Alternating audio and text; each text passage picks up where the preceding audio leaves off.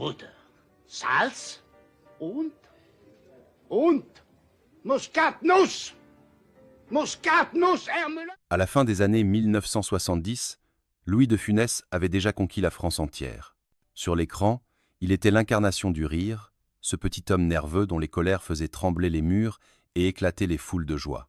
Mais derrière les projecteurs, derrière les images figées dans la mémoire collective, se cachait un artiste intransigeant, obsédé par le moindre détail, exigeant jusqu'à l'excès. Ses collègues l'admiraient pour son génie comique, tout en redoutant ses colères imprévisibles et sa volonté de contrôler chaque instant du tournage.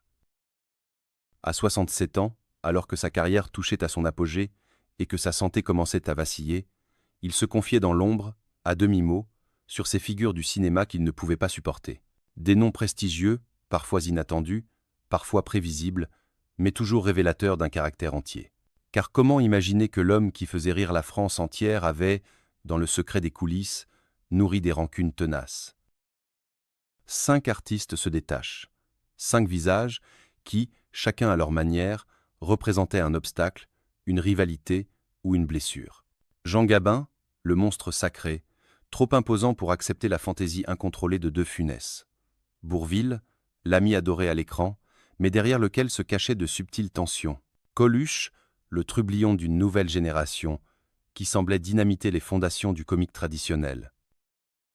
Claude Zidi, le réalisateur pressé, incapable de céder aux caprices d'une star perfectionniste. Et enfin, Fernandel, le rival de toujours, dont l'ombre planait sur la carrière de Louis, comme un rappel constant de la comparaison. Aujourd'hui, nous allons lever le voile sur ces antagonismes oubliés, ces querelles discrètes mais tenaces, qui ont façonné l'image complexe de Louis de Funès. Un roi du rire, certes, mais aussi un homme en lutte permanente avec ses pairs. Numéro 1. Jean Gabin. Quand 2 volcans entrent en éruption sur la même terre, il est rare que la cohabitation soit paisible. Louis de Funès et Jean Gabin appartenaient à cette catégorie d'artistes qu'on qualifiait de monstres sacrés du cinéma français, chacun à sa manière. Gabin, avec sa voix grave et son regard d'acier, imposait la rigueur, la sobriété, la force tranquille. De Funès, lui, surgissait comme un feu follet incontrôlable, une boule de nerfs et d'énergie, multipliant mimiques, improvisation et éclat de voix. 2 univers comiques et dramatiques radicalement opposés, 2 écoles qui, lorsqu'elles se croisèrent, créèrent plus d'étincelles que d'harmonie. Leurs routes se croisèrent à une époque où Gabin régnait encore sur le cinéma dit « sérieux », celui des grands drames sociaux, tandis que De Funès, après des années de rôles secondaires, devenait enfin la star de la comédie populaire. Sur un même plateau, ces 2 tempéraments ne pouvaient que s'entrechoquer. Gabin, habitué à la discipline militaire du tournage, il exigeait le silence, la précision, la rigueur, ne supportait pas le côté imprévisible de son partenaire. Pour lui, chaque geste devait être calculé, chaque dialogue récité sans débordement. De Funès, au contraire, vivait de l'instant, nourrissait ses scènes de jaillissements improvisés, parfois brillants, parfois chaotiques. Un épisode raconté par un technicien de plateau illustre bien cette fracture. Lors d'une scène, De Funès ajouta soudain une grimace imprévue, provoquant un fou rire général de l'équipe. Gabin, impassible, stoppa net, posa son texte et lança d'une voix glaciale. « Ici, on n'est pas au cirque ». Cette phrase, cinglante, résume tout. Là où De Funès voyait un éclat de génie comique, Gabin percevait une indiscipline insupportable. L'anecdote circula longtemps dans les couloirs du cinéma. On disait que Gabin refusait par la suite de partager l'affiche avec Louis. Il considérait que leur art ne pouvait pas coexister. L'un bâtissait des personnages solides comme du granit, l'autre explosait en feux d'artifice imprévisibles. L'opposition était frontale, presque philosophique. Pourtant, cette incompatibilité révélait aussi 2 visages complémentaires du cinéma français d'après-guerre. Gabin représentait la France des traditions, de l'ordre, de la discipline. De Funès incarnait l'exubérance, la contestation par le rire, l'insolence face aux codes établis. Leur confrontation, loin d'être une simple querelle d'ego, était le reflet d'un pays partagé entre le poids du passé et le désir de légèreté. Dans les interviews, Louis de Funès évitait toujours de nommer directement Jean Gabin, mais ses silences en disaient long. Il parlait de certains acteurs trop rigides, qui l'empêchaient de s'exprimer. Quant à Gabin, il qualifiait de Funès, à mots couverts, de clown, non pas pour diminuer son talent, mais pour souligner son incapacité, selon lui, à s'inscrire dans la grande tradition du réalisme français. Cette rencontre manquée reste l'un des grands « et si » de l'histoire du cinéma hexagonal. Si Gabin et de Funès avaient trouvé un terrain d'entente, peut-être aurait-il offert au public un duo inoubliable, un choc de titans capable d'unir deux publics différents. Mais l'orgueil, le style et la personnalité de chacun les maintinrent éloignés, confirmant que, parfois, le génie ne supporte pas d'être mis en parallèle.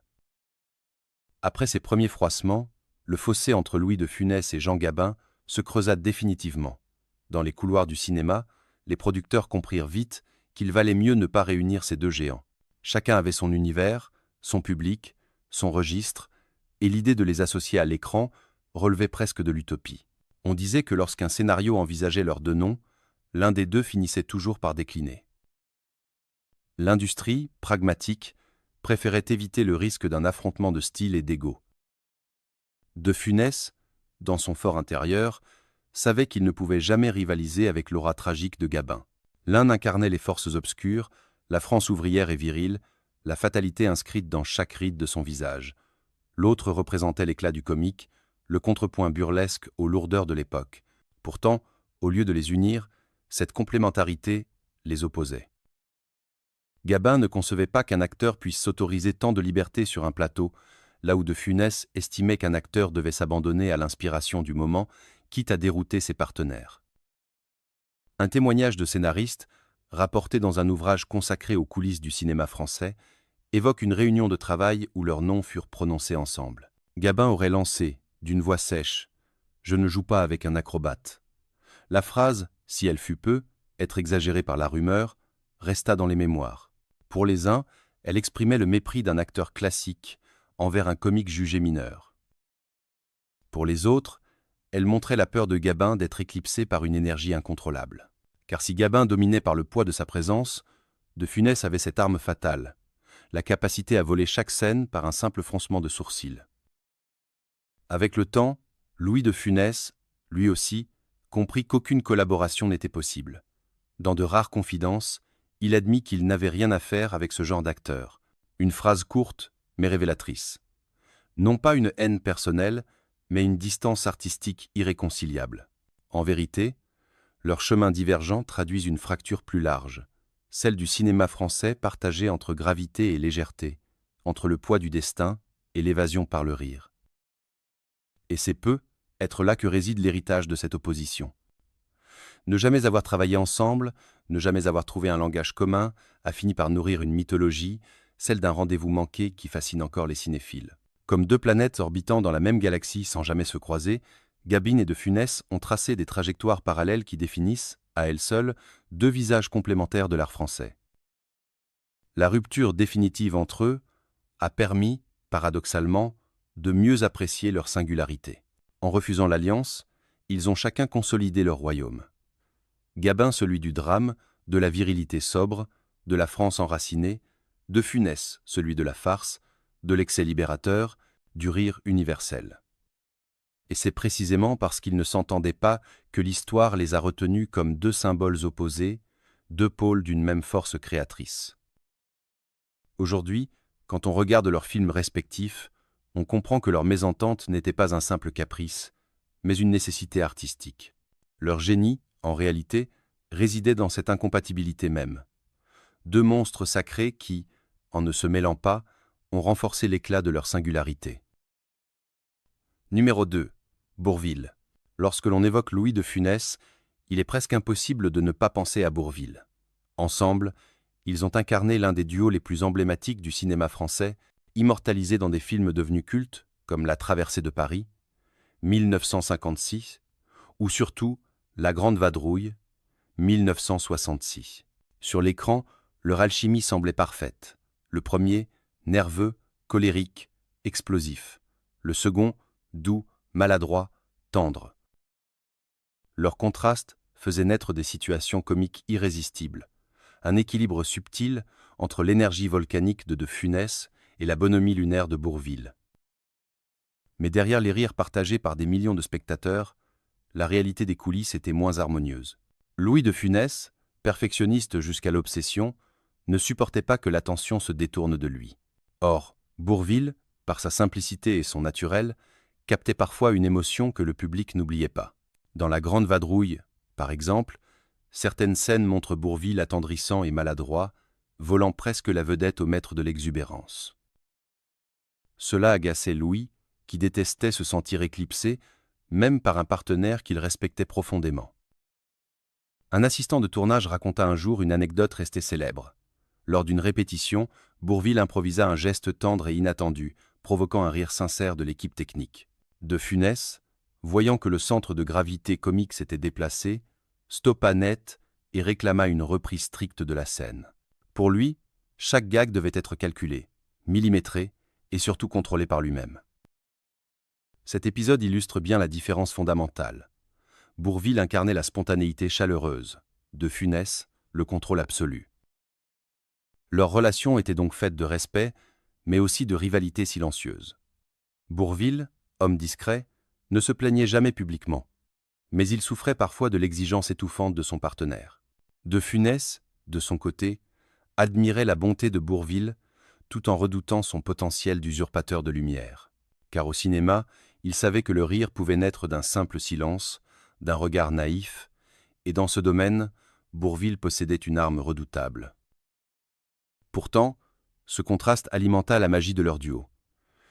Le public ressentait cette tension, sans pouvoir la nommer, et c'est peu, être ce qui donna à leur film une intensité particulière. L'un incarnait la France nerveuse, pressée, autoritaire. L'autre représentait une France tendre, maladroite, touchante. Ensemble, ils formaient une parabole vivante d'un pays partagé entre dureté et douceur, entre discipline et humanité. Cette ambivalence explique pourquoi leur collaboration reste gravée dans l'histoire, parce qu'elle était autant une union qu'un duel, autant une complicité qu'une confrontation.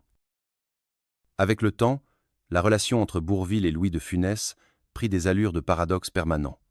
Une fraternité d'écran, célébrée par des millions de spectateurs, et en coulisses, une tension feutrée que peu osaient évoquer. Car si leurs différences nourrissaient la magie de leurs personnages, elles installaient aussi une rivalité sourde.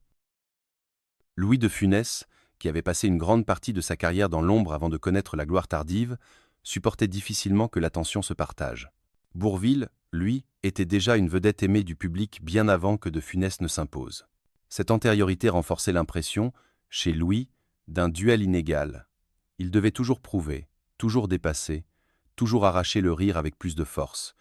Bourvil, sans rien chercher, l'obtenait par son naturel. Les journalistes de l'époque contribuaient à accentuer cette rivalité. Les critiques comparaient sans cesse leur style, la mécanique infernale de Funès contre la tendresse poétique de Bourvil. Ces étiquettes, répétées à l'infini, finissaient par créer une fracture invisible. On disait même que Louis de Funès craignait que Bourvil n'éclipse son génie par une simple larme ou un sourire maladroit. Car si l'on rit de Funès, on s'attendrissait de Bourvil. Et cette émotion-là avait une force redoutable. Puis vint le drame de 1970, la maladie de Bourvil, qui l'affaiblit rapidement. Alors que la France découvrait l'homme derrière le comédien, fragile et digne, de Funès, lui, demeurait prisonnier de son exigence. Les rumeurs racontent qu'il évita soigneusement d'évoquer publiquement son partenaire disparu, comme si la douleur et l'ombre de cette rivalité l'empêchaient de s'exprimer. Certains y virent de la froideur, d'autres comprirent qu'il s'agissait d'une pudeur douloureuse. Pour Louis de Funès, la mort de Bourvil signifia la fin d'un chapitre unique de sa carrière. Jamais plus il ne retrouverait un partenaire capable de canaliser, de tempérer et de magnifier son énergie. Derrière leurs différends, il y avait en réalité une complémentarité irremplaçable. Leur duo, construit sur l'opposition, avait atteint une vérité universelle, celle du rire né du contraste. Et c'est sans doute là le plus grand paradoxe. Bourvil fut à la fois l'allié indispensable et le rival silencieux, celui que de Funès admirait et redoutait, celui qu'il jalousait peu être, mais qu'il n'a jamais pu remplacer. Lorsque l'on revoit aujourd'hui leurs scènes partagées, on sent cette alchimie étrange. Derrière chaque éclat de rire, un duel invisible.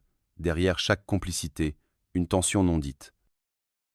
L'héritage est clair. Sans Bourvil, Louis de Funès n'aurait peu. être jamais atteint une telle intensité comique. Et sans De Funès, Bourvil n'aurait pas trouvé ce miroir nerveux qui sublimait sa douceur. Leur rivalité fut une bénédiction pour le cinéma français, un paradoxe qui, au-delà des rancunes, donna naissance à l'un des duos les plus inoubliables de l'histoire. Numéro 3. Coluche. Dans les années 1970, une nouvelle voix surgit dans le paysage humoristique français, celle de Coluche. Avec son franc-parler, son costume rayé trop grand pour lui, son ton provocateur et ses blagues politiquement incorrectes, il bousculait toutes les convenances. Là où Louis de Funès s'inscrivait dans une tradition comique construite sur la mécanique des gags et l'exagération des caractères, Coluche incarnait l'impertinence brute, l'ironie sociale, l'attaque frontale contre les institutions. Deux façons de faire rire, mais aussi deux époques qui se heurtaient. Louis de Funès voyait en Coluche un trublion ingérable, symbole d'une génération qui n'avait plus de respect pour les codes du théâtre et du cinéma classique. Le comique à l'ancienne, réglé comme une partition, se retrouvait face à un comique punk, improvisé, parfois vulgaire selon ses yeux. Dans une interview de la fin des années 70, on rapporta que De Funès avait déclaré « Ce garçon confond la provocation avec l'art ». Même si la phrase n'a jamais été officiellement confirmée, elle illustre bien l'agacement du maître du gag millimétré face au chaos jubilatoire de son cadet. Les deux hommes ne jouèrent jamais vraiment ensemble au cinéma, mais leurs mondes se croisèrent sur les plateaux de télévision ou lors de soirées d'artistes. Et là, la fracture était évidente. Coluche n'hésitait pas à se moquer ouvertement des vieilles gloires du cinéma français, tandis que De Funès, attaché à une certaine dignité du métier, vivait ses pics comme des affronts personnels. On raconte qu'à une réception, Coluche aurait lancé en riant « De Funès ? C'est le flic de Saint-Tropez, qui n'a jamais pris une amende, une boutade légère, mais qui piqua au vif l'ego d'un acteur déjà hypersensible à l'image qu'on lui renvoyait. » Derrière ce conflit, il y avait plus qu'une simple différence de style. C'était le choc de deux visions du rôle de l'artiste. Pour Louis de Funès, faire rire relevait d'une mission sacrée, qui exigeait travail, discipline et respect du public. Pour Coluche, faire rire signifiait briser les carcans, dire tout haut ce que tout le monde pensait tout bas, même si cela froissait les institutions ou les confrères. Le rire comme libération d'un côté, le rire comme catharsis réglé de l'autre. La presse, friande de ce duel symbolique, aimait les comparer. L'ancien contre le moderne, le clown contre le provocateur. Mais au fond, l'antagonisme allait plus loin. Coluche représentait l'avenir, celui d'un humour engagé, irrévérencieux, qui séduisait une jeunesse en rupture avec l'autorité. Louis de Funès, lui, représentait le passé glorieux, celui d'un cinéma familial, populaire, mais parfois jugé trop sage par les nouvelles générations. Ainsi, leur confrontation n'était pas seulement celle de deux personnalités, mais celle de deux époques. Louis de Funès, déjà au sommet mais inquiet de son héritage, voyait dans Coluche la menace d'une relève qu'il ne comprenait pas. Coluche, de son côté, se nourrissait de cette opposition pour mieux affirmer sa différence. Entre Louis de Funès et Coluche, il n'y eut jamais d'affrontement direct à l'écran, mais le fossé idéologique qui les séparait suffit à nourrir une légende. Le premier croyait au rire comme à une science exacte. Chaque gag devait être réglé comme une horloge suisse, chaque mimique pesée, chaque silence calculé. Le second, lui, faisait du rire une arme politique, une improvisation libératrice, un coup de poing dans la bienséance. Deux visions incompatibles, comme deux langages que rien ne pouvait traduire. Coluche incarnait l'insolence d'une génération qui voulait tout renverser. Dans ses spectacles, il se moquait des hommes politiques, des institutions, des notables. Il riait de tout et de tous, sans filtre. Louis de Funès, en revanche, construisait ses personnages autour de figures d'autorité ridiculisées, le chef de gendarmerie, le bourgeois colérique, le directeur d'hôtel tyrannique. Mais là où Coluche dénonçait frontalement, De Funès tournait en dérision par l'exagération. L'un attaquait la réalité sociale, l'autre transformait cette réalité en caricature intemporelle. Cette opposition se ressentit jusque dans la perception du public. Les jeunes des années 70 et 80 voyaient en Coluche un porte-voix de leur révolte, tandis que De Funès restait l'idole des familles, garant d'un humour sécurisant. Certains critiques allèrent jusqu'à dire que Coluche représentait le futur et que De Funès, malgré son génie, appartenait déjà au passé. Cette affirmation, sans doute injuste, blessa profondément l'ego du roi du box-office, lui qui avait tant lutté pour conquérir sa place. Dans le cercle professionnel, les tensions étaient palpables. On rapporte qu'un producteur, rêvant d'une rencontre entre les deux pour un film, dut abandonner l'idée devant l'intransigeance de De Funès. « Pas question, je n'ai rien à voir avec ce genre d'humour », aurait-il tranché. De son côté, Coluche, interrogé à la télévision, lâcha un jour. De Funès, un génie? Oui, mais un génie pour les gosses. Une phrase à double tranchant qui sonnait à la fois comme un hommage et comme une mise à distance. Finalement, cette fracture entre eux dépasse les individus. Elle incarne la transition du rire français entre deux époques. De Funès, dernier grand représentant d'un comique de tradition théâtrale, héritier du vaudeville et de la comédie de mœurs. Coluche, pionnier d'un humour de rupture, tourné vers la société contemporaine et la contestation. Deux mondes qui ne pouvaient se rencontrer sans s'annuler. Et pourtant, avec le recul, on comprend qu'ils avaient besoin l'un de l'autre pour exister pleinement. Car si Coluche a marqué par son audace, c'est aussi en s'opposant à l'image rassurante de Funès. Et si De Funès continue de faire rire des générations entières, c'est parce que son art, intemporel, résiste aux modes et contraste avec la provocation éphémère. Leur antagonisme, loin de les affaiblir, a finalement sculpté deux icônes complémentaires, l'ordre et le chaos, la tradition et la subversion. Numéro 4. Claude Zidi. Dans l'histoire du cinéma français, Louis de Funès n'était pas seulement un acteur, il était une force de la nature, un cyclone qui imposait ses choix sur un plateau. Ce tempérament, admiré par certains, redouté par d'autres, entra souvent en collision avec la nouvelle génération de réalisateurs dont Claude Zidi était l'un des plus emblématiques. Ancien cadreur devenu metteur en scène, Zidi symbolisait un cinéma moderne, rythmé, plus industriel, soucieux d'efficacité et de rentabilité. Un univers où le temps était compté, où chaque minute de tournage avait un prix. Or, Louis de Funès, lui, ne connaissait qu'une seule règle, la sienne. Sur un tournage, De Funès pouvait exiger 20, 30, parfois 40 prises pour une seule scène. Un froncement de sourcils trop lent, un regard mal placé, un rythme de dialogue qui ne lui convenait pas, tout était prétexte à recommencer. Pour lui, le rire naissait d'un équilibre fragile entre mouvement, timing et réaction. Le moindre détail avait son importance. Claude Zidi, lui, voulait capter l'énergie immédiate, éviter les répétitions interminables qui épuisaient l'équipe et faisaient grimper le budget. Entre ces deux visions, l'affrontement était inévitable. Un membre de l'équipe de tournage rapporta qu'un jour, sur un plateau, Louis interrompit une scène en plein milieu pour exiger que les projecteurs soient repositionnés. Il jugeait que la lumière ne mettait pas assez en valeur l'intensité du gag. Claude Zidi, excédé, lui aurait rétorqué « Louis, le public ne voit pas ça, il veut rire, pas mesurer la lumière ». Cette phrase résume parfaitement l'opposition. Un réalisateur pragmatique face à un acteur perfectionniste au bord de l'obsession. De Funès se considérait non seulement comme interprète, mais aussi comme commetteur en scène.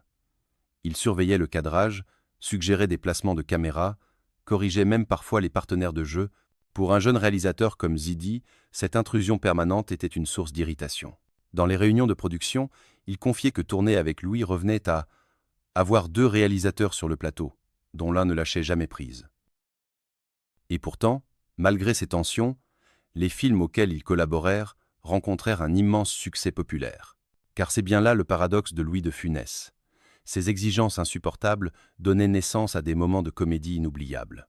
Mais pour les cinéastes comme Claude Zidi, ce succès avait un prix, des journées interminables, des disputes, et la sensation de ne jamais être le véritable maître de son film. Cette lutte de pouvoir illustre un problème plus large du cinéma français des années 70, la difficulté à concilier le génie individuel d'une star avec l'autorité d'un réalisateur. De Funès, habitué à régner en maître, ne pouvait se contenter d'être un simple pion dans une mécanique industrielle. Claude Zidi, de son côté, incarnait une génération qui voulait justement professionnaliser, accélérer, rationaliser. Deux visions du cinéma, deux mondes inconciliables. Le cinéma, par essence, est un art collectif. Mais avec Louis de Funès, cette règle semblait parfois s'inverser. Sur ses tournages, tout tournait autour de lui. Il n'était pas seulement l'acteur principal, il devenait le centre de gravité, l'astre autour duquel les caméras, les techniciens, les partenaires de jeu devaient orbiter. Claude Zidi, jeune réalisateur ambitieux, se retrouva ainsi face à un paradoxe. Comment diriger une star qui refusait d'être dirigée? Dans plusieurs témoignages d'époque, les techniciens rapportent que les scènes les plus simples pouvaient se transformer en bataille d'ego. Zidi voulait garder un rythme soutenu, enchaîner les plans, maintenir une énergie moderne dans son cinéma. De Funès, lui, stoppait sans cesse le travail pour rectifier un détail, le placement d'une chaise, l'accent d'une réplique, la vitesse d'un partenaire. Il voyait tout, il voulait tout contrôler. Pour Zidi, cela revenait à tourner avec une loupe posée sur son épaule. Un jour, lors d'une conférence de presse, on demanda à Claude Zidi ce que cela faisait de diriger Louis de Funès. Après un silence, il répondit avec un sourire forcé. Disons que c'est collaborer avec un réalisateur qui s'ignore. Derrière, l'humour se cachait une vérité. Louis n'acceptait pas la hiérarchie traditionnelle du plateau. À ses yeux, le metteur en scène n'était qu'un coordinateur. Lui, en revanche, portait le film sur ses épaules et devait donc en contrôler chaque fibre. Cette attitude créait un malaise profond. Pour les acteurs secondaires, il devenait difficile d'exister. De Funès reprenait leurs répliques, dictait leurs gestes, parfois même les coupait dans leur jeu pour reprendre la main. Claude Zidi, pourtant, avait l'habitude de travailler avec des comédiens populaires comme Coluche ou Pierre Richard, qui acceptaient son autorité. Avec De Funès, la dynamique s'inversait totalement. Le réalisateur était relégué à un rôle d'arbitre, incapable d'imposer sa vision contre celle de la star.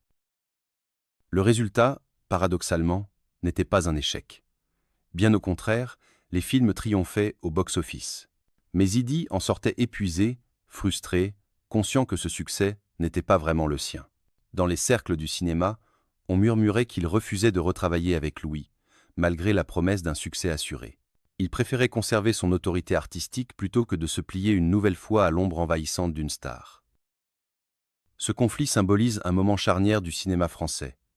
Les années 70 voyaient émerger un cinéma plus collectif, plus rapide, plus rationnel, où le réalisateur tenait les rênes. Mais Louis de Funès, dernier représentant d'une conception théâtrale de l'acteur roi, refusait de céder. Il incarnait cette idée que le génie individuel justifiait toutes les exigences, même au prix du confort des autres. En fin de compte, l'opposition entre Claude Zidi et Louis de Funès ne fut pas qu'un désaccord personnel, elle fut l'image d'une transition. D'un côté, le cinéma moderne, fluide, dominé par le réalisateur. De l'autre, le cinéma de star, centré sur un comédien capable de faire plier toute une production. Leur relation tumultueuse, faite de respect mêlé de rancune, illustre à merveille la difficulté d'unir deux visions du 7e art. Numéro 5. Fernandel. Avant que Louis de Funès ne devienne le roi incontesté du rire français, un autre visage illuminait déjà les écrans, celui de Fernandel. Avec sa silhouette élancée, son sourire immense, son accent chantant de Marseille, il avait conquis le public dès les années 30. Pour toute une génération, Fernandel était le symbole même de la comédie populaire, un acteur aimé, respecté, installé comme une véritable institution. Quand De Funès commença à gravir les échelons dans les années 50 et 60, il se retrouva inévitablement comparé à ce géant. Ces comparaisons irritaient profondément Louis de Funès. Lui qui avait trimé des décennies dans des seconds rôles, dans l'ombre, supportait mal qu'on le réduise à l'héritier de Fernandel. Pour lui, il n'était pas un successeur, mais un créateur d'un style unique, un comique nerveux, basé sur la gestuelle, la fulgurance, le rythme infernal. Fernandel, au contraire, incarnait une lenteur assumée, une bonhomie rassurante, une France provinciale et chaleureuse. Deux styles diamétralement opposés, que la presse et le public persistaient pourtant à mettre en balance. Il n'y eut jamais de collaboration entre eux, et ce silence devint en soi une légende. Pourquoi deux des plus grands comiques français du XXe siècle n'avaient-ils jamais partagé l'affiche? Les rumeurs allaient bon train. On disait que Louis refusait catégoriquement, de peur de rester dans l'ombre du vétéran. D'autres affirmaient que Fernandel, conscient de l'énergie dévastatrice de Funès, craignait lui-même d'être éclipsé. Dans tous les cas, l'absence d'association nourrit l'imaginaire des spectateurs. Un épisode raconté dans les coulisses d'un festival illustre cette rivalité silencieuse. Un journaliste demanda à Louis s'il aimerait un jour tourner avec Fernandel. Le comédien, après un court silence, répondit sèchement « Chacun son domaine ». Une phrase qui trahissait autant une reconnaissance implicite qu'une volonté ferme de marquer la distance. De Funès refusait d'être perçu comme un second Fernandel. Il voulait imposer son nom, son visage, son style, sans partage. Pour les producteurs, l'idée de réunir ces deux monstres sacrés fut souvent évoquée, car le succès semblait garanti. Mais chaque tentative échoua. L'un ou l'autre refusait, trouvant mille excuses, mais la vérité restait claire. Ils ne voulaient pas se confronter, car l'affiche aurait mis en lumière une rivalité qu'ils préféraient garder dans l'ombre. Cette absence de rencontre, loin de nuire à leur gloire, renforça la légende.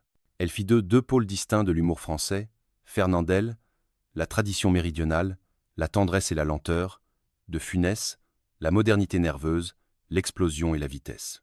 Deux faces d'une même pièce, mais qui ne devaient jamais s'unir dans le même film. Fernandel était déjà une légende vivante lorsque Louis de Funès commença à émerger de l'anonymat. Son visage, son sourire et son accent faisaient partie du patrimoine culturel français, au point que son nom seul suffisait à remplir les salles. Pour Louis, qui avait mis si longtemps à s'imposer, cette présence tutélaire était à la fois une source d'admiration et un fardeau. Car comment se faire un nom lorsque l'espace du comique semblait déjà occupé par un colosse populaire? Les comparaisons incessantes avec Fernandel nourrirent chez Louis une forme de crispation. La presse l'annonçait comme « le nouveau Fernandel », comme si son talent n'existait qu'en relation avec celui de son prédécesseur. De Funès, perfectionniste et hypersensible à sa reconnaissance, vivait cela comme une blessure. Dans ses rares confidences, il laissait entendre qu'il détestait être comparé « je ne ressemble à personne. Je fais du De Funès, pas du Fernandel ». Cette phrase, prononcée sur un ton sec, révèle une quête identitaire, être reconnu pour soi-même, sans ombre écrasante. La vérité est que Fernandel incarnait une époque révolue, celle d'un cinéma populaire d'avant-guerre et des années 50, ancré dans des traditions régionales, avec un rythme posé et une bonhomie constante. Louis de Funès, lui, arrivait avec une autre énergie, plus nerveuse, plus moderne, adaptée à la frénésie d'une société en mutation. Mais aux yeux du public, il restait deux rois du rire, deux références qu'on plaçait côte à côte, une comparaison que Louis jugeait injuste, car leurs univers n'avaient en réalité rien de commun. Ce ressentiment, loin d'être une haine personnelle, relevait d'une lutte pour l'émancipation. Fernandel, en quelque sorte, incarnait le plafond de verre que De Funès devait briser pour s'imposer. Tant que l'ombre du Marseillais planait, Louis ne pouvait pas être considéré comme unique. Et c'est peu être pour cela qu'il refusa toujours obstinément de partager l'écran avec lui. Ce refus était une manière de préserver sa singularité, de protéger son territoire artistique. Après la disparition de Fernandel en 1971, Louis de Funès atteignit enfin le sommet, sans plus aucun rival direct. Le chemin était libre, et ses plus grands succès, les aventures de Rabbi Jacob, la folie des grandeurs, l'aile ou la cuisse, survinrent dans cette décennie, comme si la disparition de l'ombre avait libéré sa pleine lumière. Mais dans cette ascension triomphale se cachait aussi une vérité, le duel silencieux entre Fernandel et De Funès avait été l'un des moteurs de son exigence. En cherchant à se distinguer, il avait aiguisé son style, affûté son comique, jusqu'à devenir inimitable. Avec le recul, on comprend que l'absence de collaboration entre les deux ne fut pas une perte, mais un choix stratégique. Elle permit à chacun de conserver son royaume intact. Fernandel reste l'icône d'une France tendre, populaire, enracinée dans la tradition. De Funès demeure l'incarnation d'un rire moderne, universel, exportable. Deux géants qui, en ne se croisant jamais, ont mieux préservé leur légende. Pour Louis de Funès, Fernandel fut donc plus qu'un rival. Il fut le miroir contre lequel il forgea son identité. Et si dans ses confidences tardives il avouait ne pas pouvoir le voir en peinture, ce n'était pas tant une rancune personnelle qu'un cri d'indépendance, celui d'un artiste qui voulait exister pour lui-même, affranchi de toute comparaison. Au crépuscule de sa vie, Louis de Funès demeurait ce paradoxe fascinant, un homme qui avait fait rire des millions de spectateurs, mais qui, dans l'intimité des coulisses, portait en lui des blessures, des rancunes et des incompatibilités jamais vraiment apaisées. Ses 5 adversaires en disent plus long sur son caractère que n'importe quelle interview. Jean Gabin, le roc inébranlable qu'il ne pouvait supporter dans son austérité, Bourvil, l'ami rival dont la douceur lui faisait parfois de l'ombre, Coluche, incarnation d'une génération qu'il ne comprenait pas, Claude Zidi, le réalisateur impatient face à son perfectionnisme étouffant, et enfin Fernandel, le fantôme tutélaire contre lequel il forgea sa propre légende. Ces tensions, ces oppositions, ne doivent pas être lues comme des simples querelles d'ego. Elles révèlent au contraire la complexité d'un artiste pour qui chaque détail, chaque réplique, chaque geste comptait. Louis de Funès n'était pas seulement un comédien, il était un artisan du rire, un architecte de la comédie, qui voyait dans la moindre improvisation une trahison et dans la moindre comparaison une injustice. Aujourd'hui, son héritage reste intact. Ses films continuent de traverser les générations, faisant éclater de rire enfants, parents et grands-parents. Derrière le masque du colérique se cache une vérité simple. Si Louis de Funès ne pouvait pas voir certains en peinture, c'est parce qu'il voulait protéger à tout prix son art, son identité, son univers. Et c'est peu, être cette intransigeance, mêlée de fragilité, qui fit de lui non pas un simple acteur,